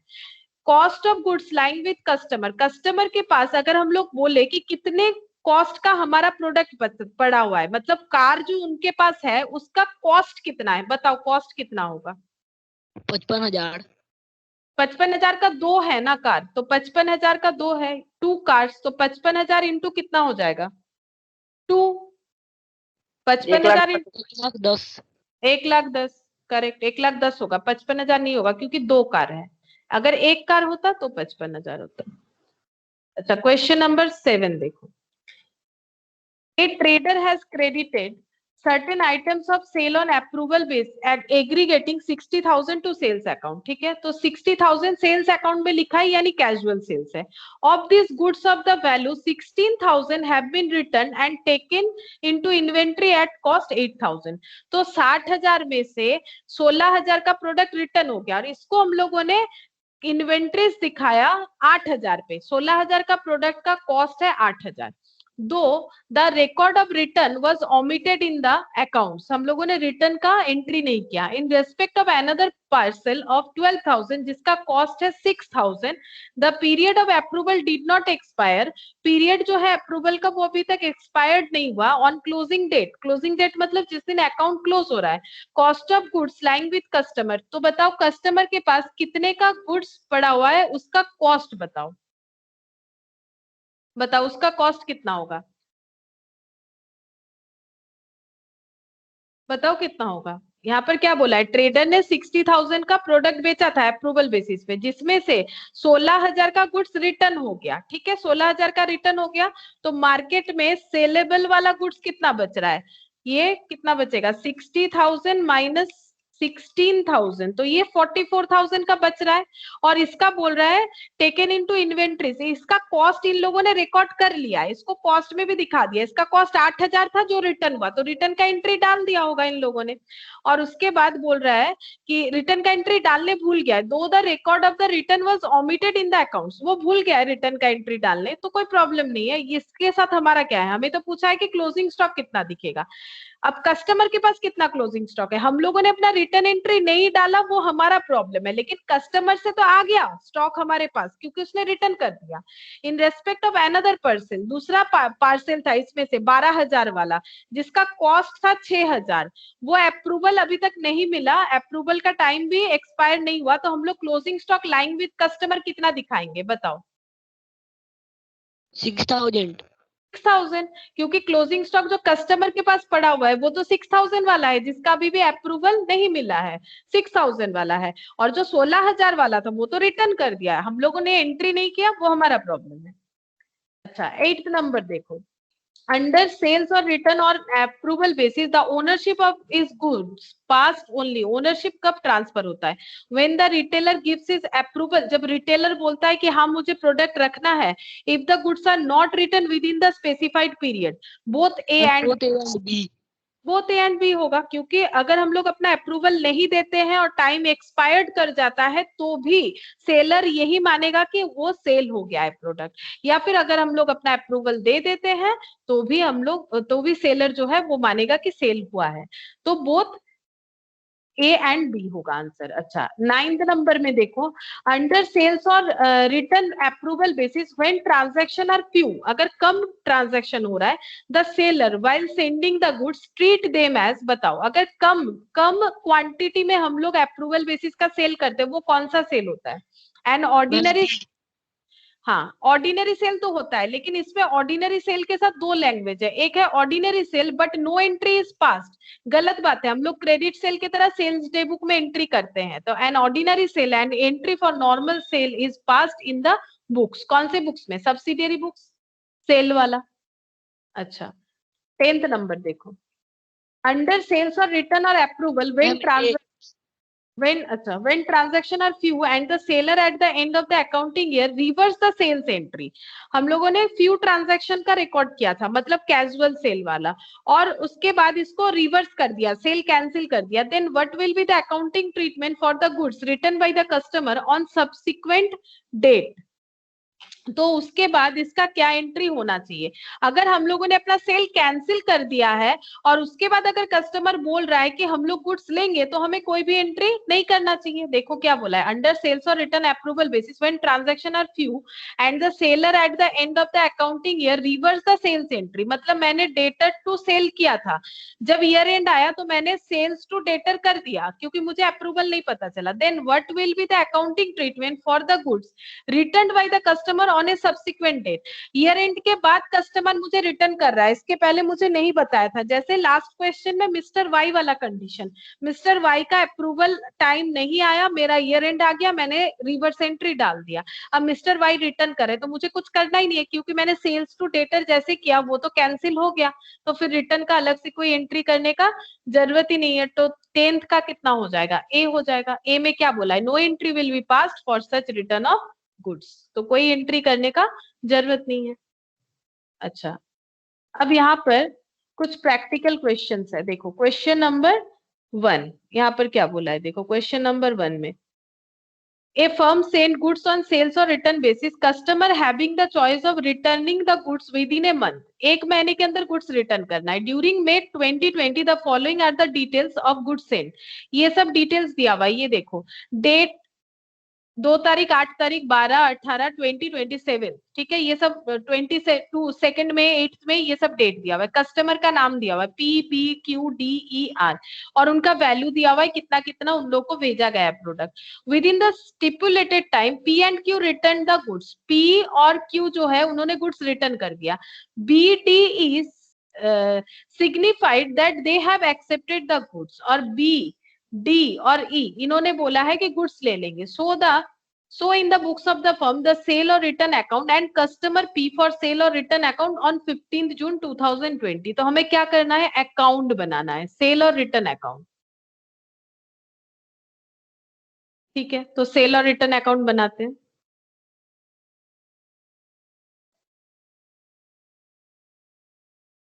Sale or return account, तो ये कैसे बनता है, देखो सेल और रिटर्न अकाउंट, यहाँ पर हम लोग को ये रिकॉर्ड करना पड़ेगा। सिंपल सा बात है, हम लोग यहाँ पर क्या रिकॉर्ड करेंगे, टोटल कितने का सेल हुआ, कितना सेल हो गया, कितना रिटर्न हुआ। ठीक है, तो यहाँ पर लिखेंगे कस्टमर को सेल करने से एंट्री क्या होता है, डेटर टू सेल। ठीक है, तो यहाँ पर सेल भी हो सकता है, रिटर्न भी हो सकता है, इसीलिए मैंने लिखा है सेल्स और रिटर्न। तो डेटर तो बहुत सारे हैं, तो उनको एक साथ हम लोग क्या बोल सकते हैं, सन्ड्रीज। ठीक है, सन्ड्रीज डेटर, तो सन्ड्रीज बोल सकते हैं। तो 31 मई को हम लोग एंट्री कर रहे हैं बाय सन्ड्रीज। तो बताओ टोटल सेल कितने का हुआ, टोटल सेल बताओ कितना रुपए का सेल हुआ है, 15, ये सब टोटल करके बताओ, 15, 20, 28, 3, 1 और 26, टोटल करके बताओ टोटल कितने का सेल किया है हम लोगों ने, टोटल करो।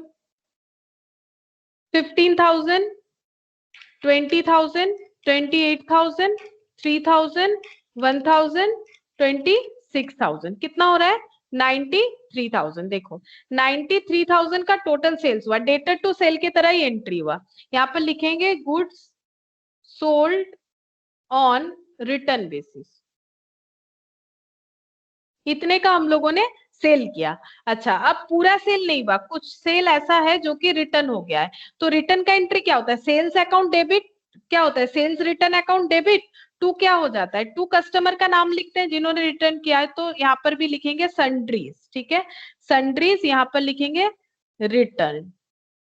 बताओ किन लोगों ने रिटर्न कर दिया, यहाँ पर बता रखा है हम लोगों को किन लोगों ने रिटर्न किया है, पी एंड क्यू। तो टोटल कितने का रिटर्न हुआ, पी का कितना है 15,000, क्यू का कितना है 28,000, तो टोटल रिटर्न बताओ 15 और 28 कितना होता है,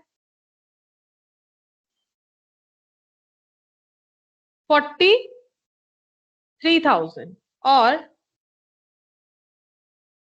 एक्सेप्ट हुआ है, एक्सेप्ट कितना कितना हुआ है, ये देखो P, यहाँ पर P ने एक्सेप्ट किया, उसका डेट बता रखा है, P ने एक्सेप्ट किया, ये क्या बोल रहा है, so in the books of the firm the sale or return account and customer P for sale or return account on 15th June. अच्छा 15th जून, 15 जून को P का भी अकाउंट बनाना है। ठीक है, तो हम लोग यहाँ पर देख लेते हैं कि किन लोगों ने प्रोडक्ट खरीद लिया है, खरीदा किसने, BDE, तो B का कितना है 20,000, D का कितना है 3,000, ई का कितना है 1,000, तो कितना हो जाएगा 24,000।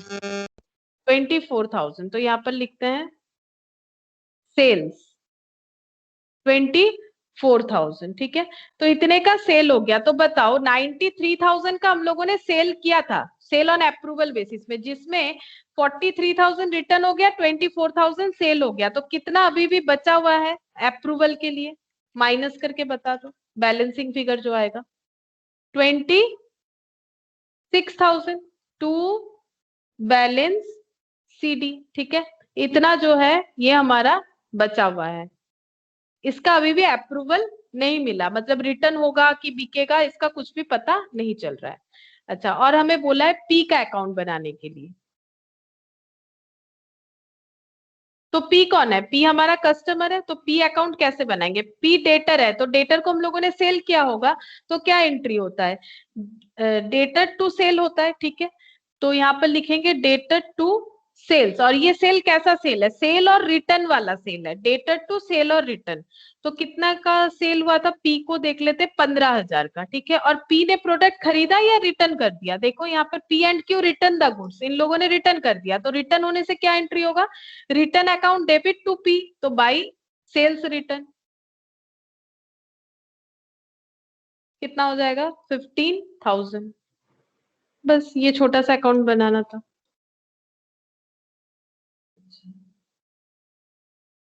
उसके बाद देखो question number 2।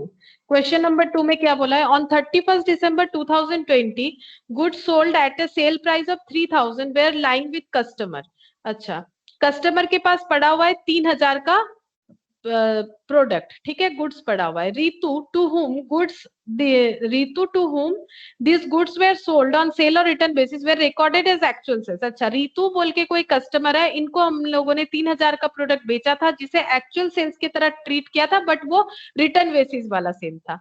Since no consent has been received from Ritu, you are required to pass adjustment entries presuming goods were sent on approval at a profit of cost plus 20%. 20% profit लगा के हम लोगों ने बेचा था।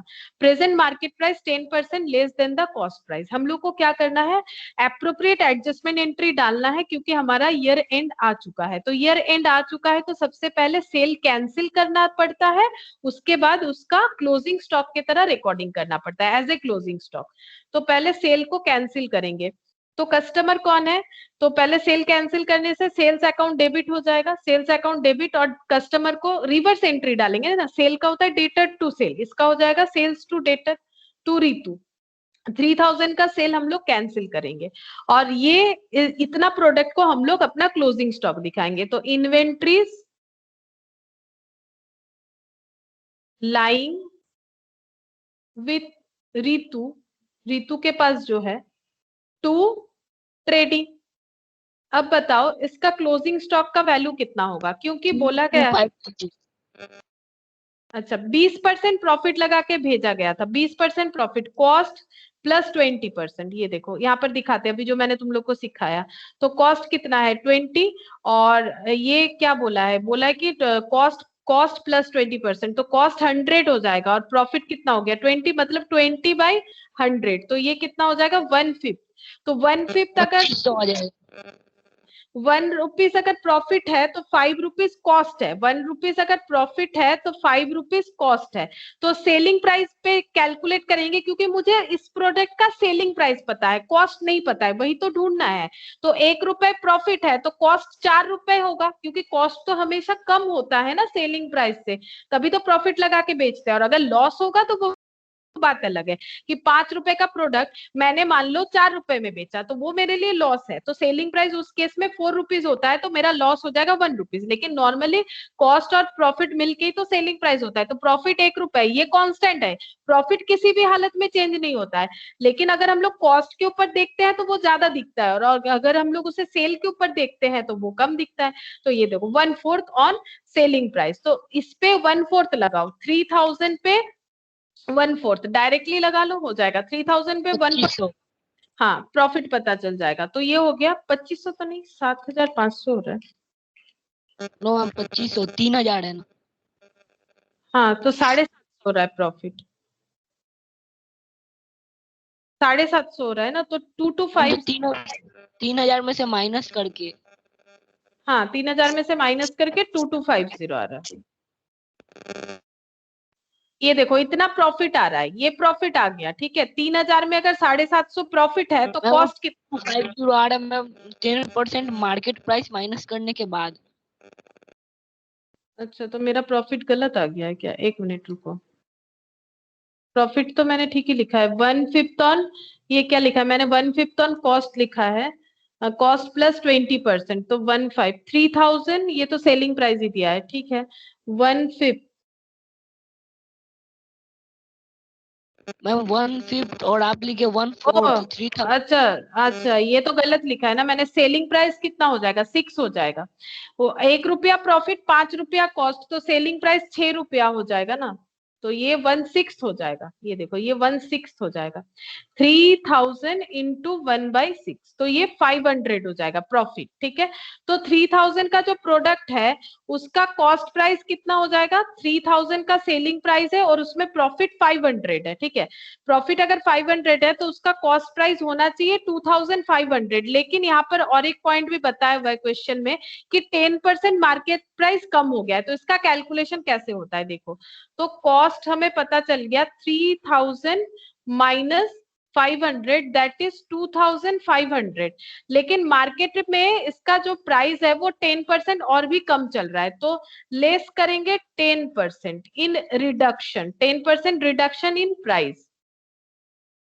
तो 10% यानी कितना होता है, 2500 का 10%, 250, ठीक है। तो यहाँ पर कितना आ रहा है माइनस करने से 2250।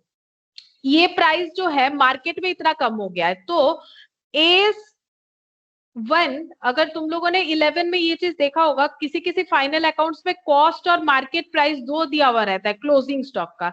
तो यहाँ हमारा कॉस्ट आ रहा है 2500, मार्केट प्राइस आ रहा है 2250, और हमें क्या लेना चाहिए, कॉस्ट और market price which ever is lower. तो लोअर कौन सा है, 2250। फाइनल अकाउंट्स में तुम लोगों ने ये पॉइंट किया होगा, कभी ना कभी तो जरूर किया होगा, 2250। तो हमें रिकॉर्ड भी उसी से ही करना चाहिए। तो रिकॉर्ड कितने से करेंगे, 2250, ये हमारा कॉस्ट हो गया, ठीक है। कॉस्ट और market price which ever is lower, ये लेना चाहिए, क्योंकि एएस वन कहां से आया, एएस वन का मतलब होता है अकाउंटिंग स्टैंडर्ड 1। मतलब ये कॉस्ट को कैसे वैल्यू करना है ये कहाँ बताया गया है, अकाउंटिंग स्टैंडर्ड के अंदर। जैसे तुम लोग जब इंग्लिश लिखना सीखते हो, नॉर्मली हम लोग सब हिंदी या बंगाली बोलते हैं, अगर हम लोग इंग्लिश सीखते हैं तब हमें वहां सीखना पड़ता है कि कब एम कहाँ लगेगा, इज कहाँ लगेगा, आर कहाँ लगेगा। उसी तरह से अकाउंट्स में किस चीज का क्या ट्रीटमेंट करना चाहिए वो अकाउंटिंग स्टैंडर्ड में लिखा हुआ है। और एएस 1 में, अकाउंटिंग स्टैंडर्ड 1 में वैल्यूएशन ऑफ क्लोजिंग स्टॉक के बारे में बताया गया है कि कैसे वैल्यूएशन करना चाहिए, इसलिए मैंने ये किया। विच एवर इज लोअर, ये वहां पर बताया हुआ है, तो वैसे ही करना पड़ेगा। जैसे आई के बाद एम ही होता है तो वही फॉलो करना पड़ेगा, आई के बाद इज नहीं लिख सकते हैं। उसी तरह से यहाँ पर कॉस्ट और market price which ever is lower, यही वाला लेना पड़ेगा।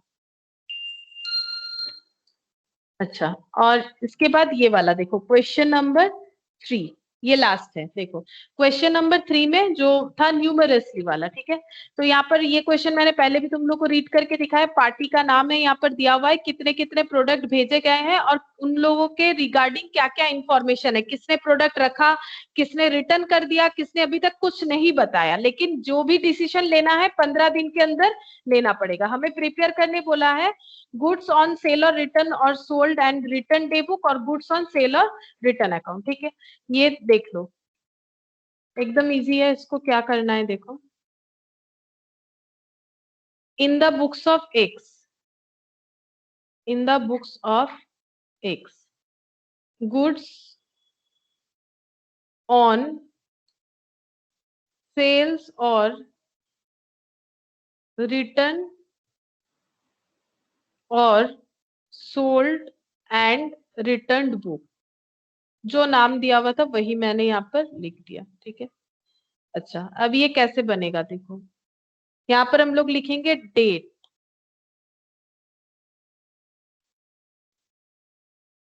2019 का है सारा कैलकुलेशन। फिर पार्टी, जिन लोगों को हम लोग गुड्स भेज रहे हैं, लेजर फोलियो, अमाउंट, ये डिटेल्स लिखेंगे। अच्छा, उसके बाद फिर से यहाँ पर डेट, सोल्ड और रिटर्न, देखो ऐसा क्यों किया मैंने, पहला बात है हमें यहाँ पर करना क्या है, हमें यहाँ पर ये बताना है कि कौन सा हमें अकाउंट बनाना है, goods on sale or return, sold and return day book. हमें यहाँ डे बुक बनाना है। डे बुक में हम लोग को ये पता चलता है किसको हम लोगों ने कितना प्रोडक्ट बेचा है। डे बुक तो तुम लोग पहले भी किए हो 11 में डे बुक में purchase day book, sales day book, वहां पर हमें पार्टी का नाम पता चलता है, किस दिन सेल किया, कौन सा आइटम सेल किया, कहीं रिटर्न तो नहीं हुआ, वो सब चीज हमें लिखना पड़ता है। तो देखो फर्स्ट एंट्री है, फर्स्ट मतलब डिटेल्स है 10/12/2019, तो 10/12 दिसंबर को किसको बेचा गया है, मेसर्स एबीसी। तो मैंने यहाँ पर लिख दिया मेसर्स एबीसी। लेजर फोलियो का कोई काम तो नहीं है, लेजर फोलियो नंबर था नहीं यहाँ पर।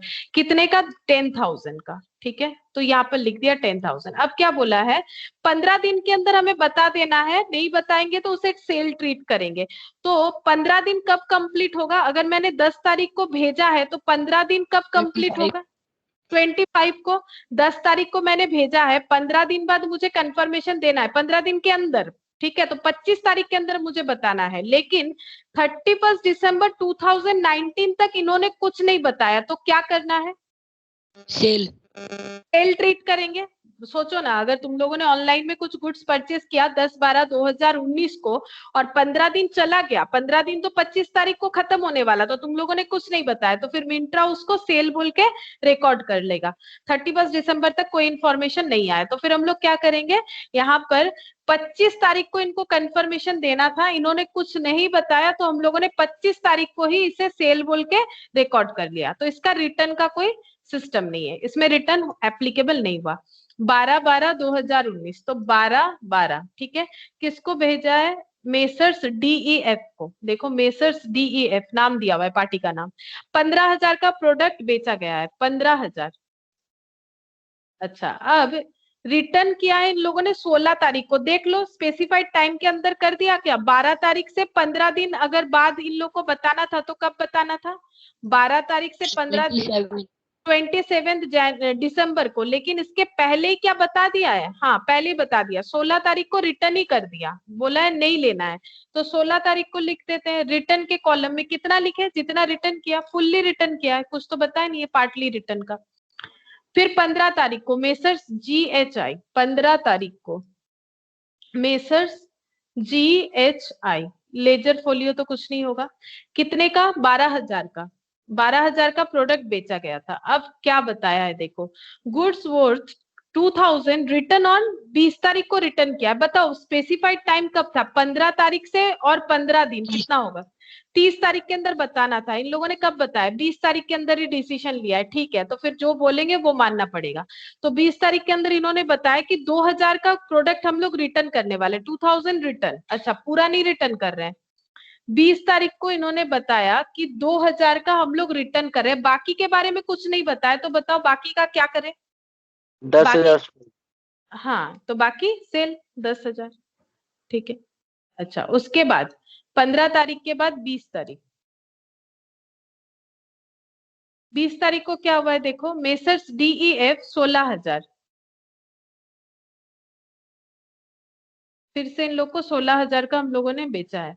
अच्छा अब क्या बोल रहा है, गुड्स रिटेन्ड ऑन 24/12/2019। रिटेन करना मतलब रख लेना, बेच मतलब उन्होंने बोला कि हम लोग रखने वाले हैं, लेकिन इंफॉर्मेशन कब दिया गया, 24 तारीख को, ठीक है। 4 दिन बाद ही तो बता दिया, 15 दिन मतलब इन लोग के पास काफी टाइम था, जैन तक ये लोग बता सकते थे, क्योंकि इसमें 15 दिन ऐड करो वो 35 हो जाता है, लेकिन 35 बोल के तो और कोई डेज नहीं होता है दिसंबर में। तो इसका मतलब इन लोग को जैन का कुछ दिन आना चाहिए था, कौन सा 4th डेट Jan, आना, 4 जैन, लेकिन इन्होंने 24 तारीख ही बता दिया कि हम लोग को लेना है, ठीक है। तो 24 तारीख को सेल दिखा देंगे 16,000। 20 तारीख के बाद कौन सा आ रहा है, 25 तारीख, messrs ABC, 25/12 messrs A B C. अच्छा 11,000 का, और 28 तारीख को ही बता दिया, 28/12 देखो बता दिया है, रिटेन्ड रख लिया है इन्होंने, 28 तारीख को बता दिया, 25, 26, 27, 28, 3 दिन, 3-4 दिन के अंदर ही बता दिया, 3 दिन के अंदर। तो 11,000 का सेल हो गया। अच्छा उसके बाद 30 तारीख को मेसर्स जीएचआई, 30 तारीख को मेसर्स जीएचआई, इनको 13,000 का हम लोगों ने प्रोडक्ट बेचा है। और 31 तक कोई इंफॉर्मेशन नहीं मिला, तो क्या 31st तक हमें क्या करना चाहिए? इन लोग का टाइम पीरियड तो अभी बाकी है, 15 दिन मिलेगा ना, तो 15 दिन अभी बाकी है खत्म होना, लेकिन 31st को हम लोग को अपना अकाउंट भी तो क्लोज करना है, तो इसका क्या लिखे? इसको हम लोग रिटर्न बोले या रिटेंड बोले या फिर कुछ नहीं बोल सकते, ये बताओ। मैम कैंसिल कर देंगे। हाँ, सेल का कैंसिल होगा, लेकिन मेरा तो यहाँ पर कैंसिल का कोई कॉलम नहीं है, मुझे दिखाना है या तो सेल हुआ या तो रिटर्न हुआ। बताओ, ये 13,000 रिटर्न तो हुआ नहीं, ठीक है, क्योंकि उन्होंने अभी तक कंफर्मेशन नहीं दिया, काफी टाइम है कंफर्मेशन देने के लिए इन लोग के पास। इन लोग के पास 14 जनवरी तक टाइम है, 15 दिन ऐड करो, 30 दिसंबर को बेचा है, लेकिन 31 दिसंबर हम लोग अपना अकाउंट क्लोज कर रहे हैं, तो हमें कैंसिल करके क्लोजिंग स्टॉक दिखाना चाहिए, बट उसका यहाँ पर कोई फैसिलिटीज नहीं है इस कॉलम में, तो इसका हम लोग कुछ नहीं दिखाएंगे, क्योंकि ना तो ये सेल हुआ है, बिकॉज सेल का कंफर्मेशन नहीं है, ना तो ये रिटर्न हुआ है, ठीक है, तो इसको कुछ नहीं लिखना पड़ेगा। अब बताओ यहाँ पर टोटल कितना हो जाएगा, टोटल करना पड़ेगा। तो ये टोटल हो रहा 15 और 2 17,000 रिटर्न हुआ है, और सेल का कंफर्मेशन 10 10 20 20 और यहाँ पर 30 40 और यहाँ पर 47, ठीक है, 47,000। और टोटल सेल कितना हो गया? टोटल सेल 10 और 10 30 30 और यहाँ पर 64। हाँ, कितना हो रहा है देखो तो? 64,000। 64 तो नहीं हो रहा, उससे ज्यादा हो रहा है। 12,000 16,000 64 तुम दोनों का ऐड करके बोल रहे होगे, लेकिन उसमें 13,000 तो काउंट करो, 13,000 नहीं कर रहे हो इसीलिए 64 बता रहे हो। हम समझ गए, तुम इन दोनों को ऐड करके 64 बोल रहे हो, करेक्ट, लेकिन यहाँ पर ये 13,000 का कुछ नहीं किया हुआ ना, इसलिए उतना कम दिख रहा है, उस हिसाब से 77 आएगा, ठीक है। अच्छा, ये एक चीज तो हम लोगों ने बना लिया जो कि डिटेल्स था, कॉलमनर वाला, goods sold on return basis. अच्छा, goods on sale or return total account, अब हमें एक अकाउंट बनाना है, यानी लेजर बनाना है, ठीक है। तो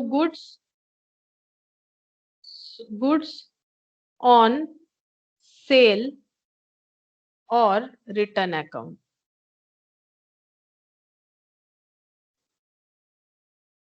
तो क्या लिखेंगे? यहाँ पर लिखेंगे टू रिटर्न। रिटर्न अगर होगा तो डेटर टू रिटर्न, तो टू रिटर्न, रिटर्न कितने का हुआ है? रिटर्न हुआ है 47 या 17, कौन सा कॉलम था रिटर्न का? ये वाला। रिटर्न हुआ है 17,000 और सेल 47,000।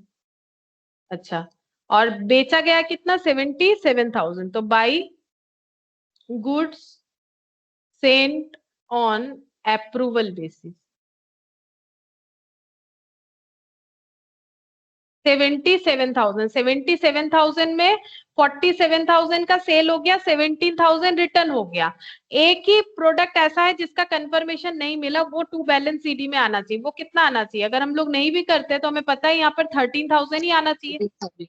हाँ, 77,000 का ये कंडीशन हुआ, 77 में 17 रिटर्न कर दिया, 47 जो है वो सेल हो गया, और बाकी बचा 13,000, ठीक है, बाकी 13,000 बचा।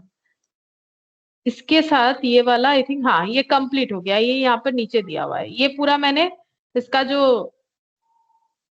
टेस्टी और नॉलेज पार्ट भी था ये भी मैंने कंप्लीट करवा दिया, ठीक है। फिर नेक्स्ट दिन हम लोग दूसरा पॉइंट डिस्कस करेंगे, दूसरा कोई टॉपिक, आज यहाँ तक ही करते हैं। अच्छा, बस जिन लोगों को मैंने रुकने बोला है वो लोग रुक जाओ।